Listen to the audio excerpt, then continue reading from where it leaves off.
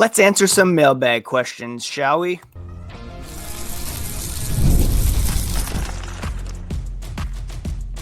You're Locked On Bruins, your daily podcast on the Boston Bruins. Part of the Locked On Podcast Network, your team every day. What is up, Bruins fans, and welcome back to the Locked On Boston Bruins podcast. I'm your host, Ian McLaren, and this is a daily show where we discuss all things Spoked Beat. Today is Friday, July 11th. Thank you so much for making Locked On Boston Bruins your first listen every day. It's part of the Locked On Podcast Network, your team every day. And on the podcast today, I'm going to be answering some mailbag questions. And full disclosure, for the sake of honesty, these weren't questions that were sent in by listeners. These are questions that I generated through ChatGPT that I thought would be pretty relevant. So, hey, let's see. Sometimes when I put out a call for mailbag questions, don't always get enough for a full show. ChatGPT gave me quite a bit to work with today, so we're going to answer some of those questions. Today's episode is brought to you by Gametime. Download the Gametime app, create an account, and use code LOCKEDONNHL for $20 off your first purchase. Before we do get started diving into this mailbag generated by AI, I don't know, maybe some people won't love that, but hey, that's what I did. Quick reminder, you can find the podcast on social media at Locked NHL Bruins, and you can find me, my hockey thoughts, dad jokes at Ian C. McLaren. That's Blue Sky, X, Instagram, Threads, TikTok. I am a lifelong Boston Bruins fan, and I've been covering this team for various outlets for 20 years.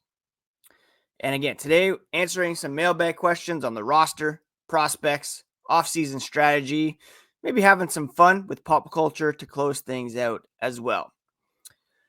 So let's begin with some roster battles and outlook questions to begin. The first one is, who's the odd man out among the Bruins' middle six forwards heading into training camp? Well, I think we can realistically not even pencil in, but take a Sharpie pen and put Morgan Geekie, Elias Lindholm, David Pastrnak on the top line. Now, you could argue that Elias Lindholm isn't necessarily a first-line center in today's NHL, but he's the Bruins' top paid center at the moment. And he also played pretty well with those two down the stretch. And he also played very well at the World Championships. So there's reason to believe that he can come in next season more optimized for this role. Don't forget, he was injured back in training camp, and it does take some time for players to acclimate themselves to new teams, new systems, especially when there is a leadership core in place that's been there for quite some time. And I do believe, and I've said this before, everydayers will remember that with Brad Marchand, Charlie Coyle, Brandon Carlo having been traded, that will allow Elias Lindholm and Nikita Zadorov to take a bit more ownership on this team, and I think that will benefit them on the ice specifically. So that's the first line. The second line, you probably have Pavel Zacha, Casey Middlestat, and Victor Arvidson. And we'll discuss Arvidson here in a moment. But when it comes to odd man out, that just bumps one of the young guys out of the top six.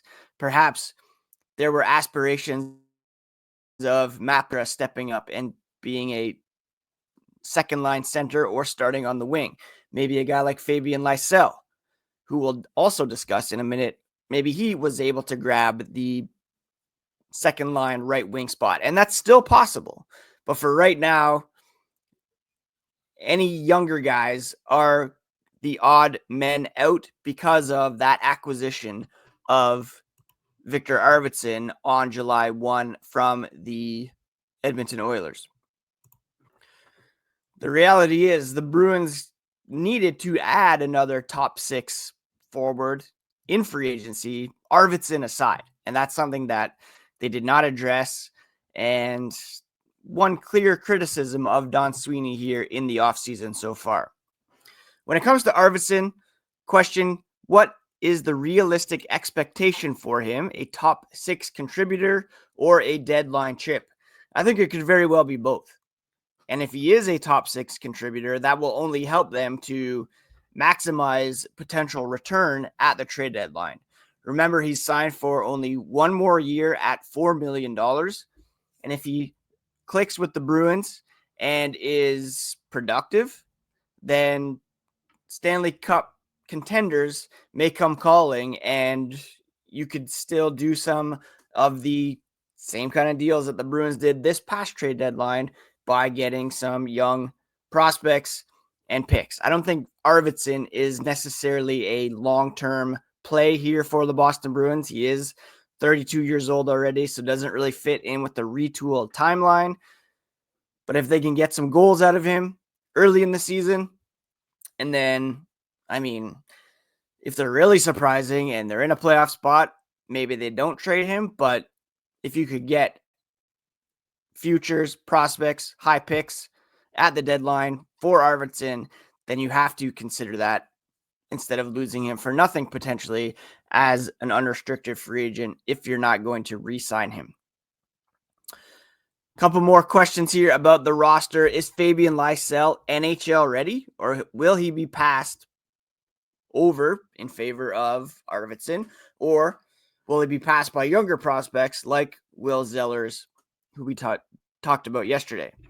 I think Lysell is NHL ready, and he showed that down the stretch with a pretty solid run of play to end the season. Now, he did only get a few points, but you could see his confidence increasing. He did end with 1 goal, 2 assists in 12 games after 34 points in 52 games, which was well down from 50 points in 56 games in 2023-24. So you could argue he took a step backwards at the AHL level, but when he was called up, he gained confidence, and I do think that he could be in line for a spot coming out of training camp. And Andy Brickley said that on this podcast a couple of weeks ago, that he was encouraged, but this is kind of a make it or break it training camp for Fabian Lysell. If he doesn't come in and grab a spot, then he could be finding himself on the waiver wire or packaged in a trade, or just landing elsewhere, which would be the worst possible outcome for a guy who was very highly touted as a first-round pick and who was selected over Wyatt Johnston in Dallas, who is already well established as a contributor for the Stars. Couple more questions here. Do you see Matt Poitras starting in Boston, or should he begin in Providence to rebuild confidence? I don't think that confidence bit is a thing anymore, but he could start in Providence because he is waiver exempt and because they signed so many middle to bottom 6 forwards that make it easier for them to put him in Providence than someone else. Now, could they waive Sean Corrali, Michael Estimont, or somebody else to make room for Poitras if he excels in training camp? Yes, and they should, but it's probably logistically easier for him to begin in Providence. Who has the inside track for the final RD spot?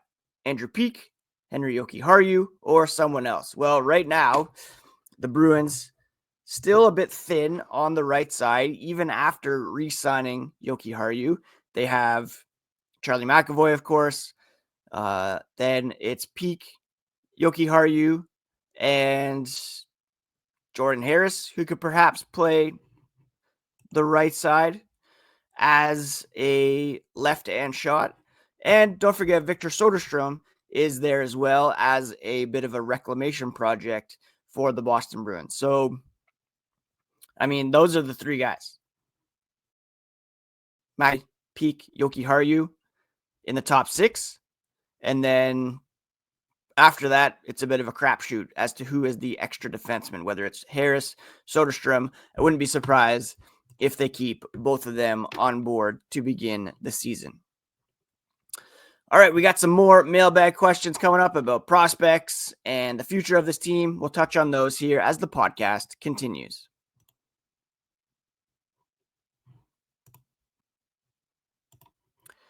Have you ever decided at the last minute to head to a ball game with friends or family? Maybe it's game day and you suddenly realize you just have to be in the stands. That's exactly where Gametime comes in. It's the easiest way to grab last minute tickets without the stress. With the money you save on tickets, you can splurge on food, drinks, merch, even invite a bigger group to come with you. Gametime makes it all possible. They make buying tickets fast and simple. Prices on the app actually drop the closer you get to first pitch, and they've got incredible last-minute deals, clear seat views, and a lowest price guarantee that takes the worry out of buying. I love the seat view right in the app, so you know exactly where you'll be when you arrive at the ballpark. Take all the guesswork out of buying tickets with Gametime. Download the app, create an account, and use code LOCKEDONNHL for $20 off your first purchase. Terms do apply, but again, create an account, redeem code LOCKEDONNHL for $20 off. Download the Gametime app. Last minute tickets at the lowest price, guaranteed. Today on the podcast, we are answering some Chat GPT generated mailbag questions. An easy way to find out what many Bruins fans are thinking and what we might expect from the upcoming roster and over the rest of the offseason. So here's some more questions. These ones specifically about prospect development and long-term planning. Is James Higgins a one and done in college, or will he need a few years before going pro? No question in my mind, he is at the very most a one and done in college. There were questions, criticisms about his performance last year as a freshman, averaging only a point per game. But as has been stated, he was playing on a line with Gabe Perreault and Ryan Leonard, and they would often be the beneficiaries of some work that he did, winning a face-off or a board battle that didn't necessarily translate on the score sheet, and they were the big dogs in town, so it's easy to see how a freshman would defer to guys who are more established. Having said that, he's got all the talent in the world to perhaps even be in the NHL as early as this season. And there has been no official decision yet as to whether he will be going back to BC or if he will be signing his ELC, as some other first-round picks from 2025 have already done. I could see him signing his ELC, coming to camp, maybe starting in Providence. More likely that he will play one more season at BC, sign his ELC, and join the Bruins once the school year is over. But I'm not in any way thinking that he will need a few years before going pro. Next question. Could Will Zellers become a long-term middle sixer for the Bruins? I mean, it's very possible. I talked about Zellers at length yesterday on the podcast about his shooting ability, the 10,000 pucks that he put in each and every summer, strengthening his shooting abilities and his game. And he is a bit undersized. He does need to work on his two-way game, but he's a guy, I believe, who could be a positive contributor for this team down the road. Now, he is going to Nodak. He'll probably need a couple years, but that's a guy that I'm excited to see in black and gold at some point, and excited to see if he can keep his goal scoring going here once he goes to the NCAA after setting the USHL single season goals record. Another question about Dean Letourneau, his size and skill. What's a realistic timeline for his debut? the Bruins were open about them not perhaps loving his season last year. It was then revealed that he was playing with an injured hand, so that certainly kept his trajectory down. He did impress a little bit at development camp, and there were people comparing him to a guy like Brian Boyle, who is big, and he's a guy that was able to carve out a pretty successful NHL career in a depth role. That's probably where Letourneau is going to fit. I don't think he's going to be a top 6 center, but he could be a very effective third line center, kind of being what we hoped that Johnny Beecher would become effectively as a member of the Boston Bruins. All right, let's switch over to management and direction. How would you grade Don Sweeney's offseason so far? Well, I think that's come in stages. Since the end of the regular season, everydayers will remember that I have been talking about the Bruins needing to hit on a head coach at the draft and then via trade or in free agency. I think the coaching hire was a very positive one. Marco Sturm so far has been saying all the right things. He took a positive path to his coaching resume and like kind of building on that from the ground up, as Ryan Bourque is doing. We discussed that yesterday. So I think that was a hit for sure. Could they have gotten a more established head coach or a guy with perhaps more proven upside? Maybe, but in terms of bringing in a guy who fits with the culture, the system, and knows what it means to succeed in black and gold, to push the right buttons, I think that was a hit. So I give that like a B+. In terms of the draft, the Bruins lucked out by Hagens dropping to 7th, but some of the other picks they made as well, I'm giving that like a solid A-. So average that out, let's say B+ average. B+, A-, same thing really. Now, when it comes to free agency and the trades, I mean, Victor Arvidson, I guess, is a nice addition because of his proven ability to score. As I mentioned earlier, it's likely that he's not a long-term fit per se, kind of a transition investment, and likely will be gone next season or traded this coming season at the deadline. Then when it comes to free agency, there were opportunities to swing big. Obviously, Mitch Marner wanted to go to Vegas. Nikolai Ehlers wanted to go to Carolina. Brock Besser ended up staying in Vancouver. After that, it was pretty thin, and the Bruins instead elected to like add on to the bottom 6 and gave Tanner Jeannot a very questionable 5-year deal. So when it comes to free agency, that's probably like a C for me. Overall, it's been a positive offseason when it comes to the retool. It's probably going to take a bit longer than we want.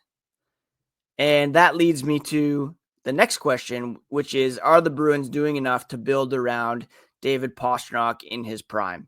And you could easily argue no. Pasta is fully in his prime. He has been playing unbelievable hockey over the last 3 seasons. 113 points, 110 points, 106 points. Yeah, a bit of a drop, 7-point drop, but his supporting cast has been decimated and replaced. And importantly, he's been able to stay healthy. And that wasn't a thing necessarily early in his career. He's played all 82 games in each of the past 3 seasons. He's 29 years old already, which is insane. Turned 29 on May 25th. So by the end of next season, he'll be in his 30s. And I expect Pasta to produce for years to come. But in terms of prime years, you're probably looking at 3 of them gone already, maybe 3 more, like 100-point plus seasons. They did enough to surround him in his prime in 2023. We all know what happened there. In the post Patrice Bergeron and David Krejci eras, they haven't really put the kind of center capabilities around him, but he's still been producing. But the reality is the team is not good enough to contend as he's 29, turning 30, and that could be looked back upon as a real missed opportunity for this franchise. On that downer note, let's take a pause here and come back and answer some more fun questions here to end today's podcast.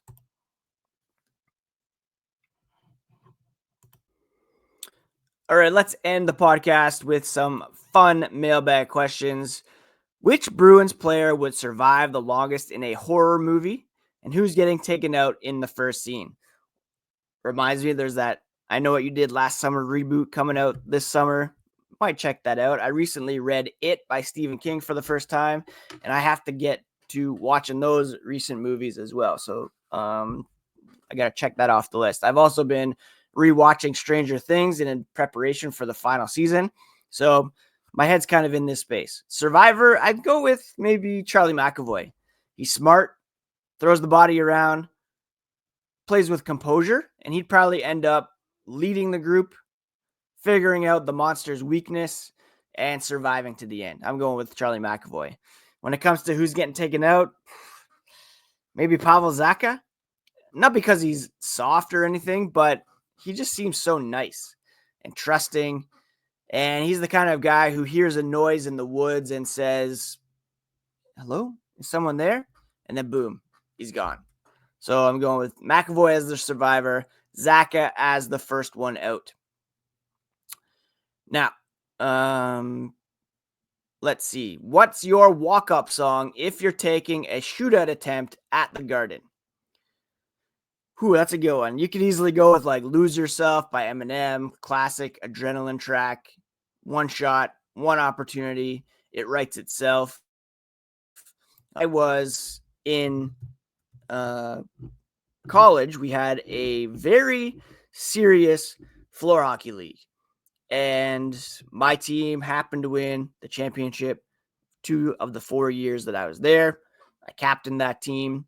And in my dorm room before every game, I would listen to In the End by Linkin Park because that was a great pump-up song, but it also helped me to keep things in perspective by singing In the End, It Doesn't Even Matter. So that gave me that kind of perspective that could just go out there free to perform.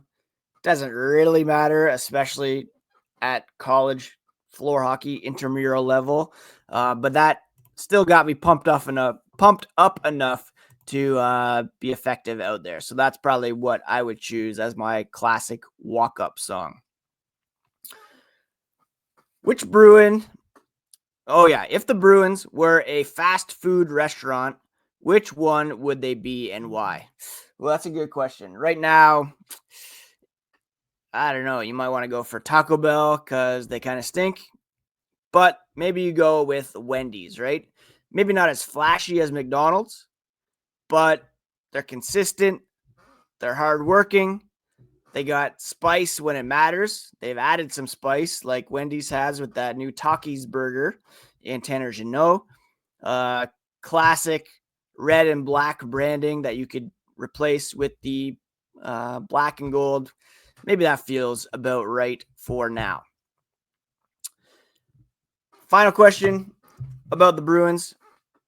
Which current Bruin would most likely go viral on TikTok for something completely unrelated to hockey? Now, this may seem, I don't know, stereotypical, but maybe a guy like Elias Lindholm randomly goes viral for cooking a video or assembling IKEA furniture in total silence. And everybody's like, why is this so hypnotic? Let me know what you think about those questions. I'll finish with a couple pop culture recommendations. I'm currently reading the new Stephen King book, Never Flinch. Only 50 pages into that so far, but really enjoying that. We did go see Jurassic World Rebirth last week with the boys. I really did enjoy that. I think it was better than any of the 3 Dominion movies. Hoping to go see Superman sometime this weekend. We'll see how that shakes out. I mentioned rewatching Stranger Things, watching The Gilded Age, HBO Sundays these days. That's pretty much it for my pop culture consumption right now. It's very slow going when it comes to hockey news, of course, but I will be sticking daily for the next couple of weeks before taking some time off at the end of the month and going down to 3 shows per week in August as we ramp things back up to training camp. That's it for today's episode of Locked On Boston Bruins, my friends. Thank you so much for taking the time to listen. Please do subscribe on your favorite podcast app and on YouTube if you have not already. Check out the Locked On NHL podcast next, which gives you league-wide stories from our local experts. It's all part of the Locked On Podcast Network, your favorite team every single day. Take care of yourselves, friends. Take care of each other. And we'll talk to you again here on the next episode of Locked On Boston Bruins.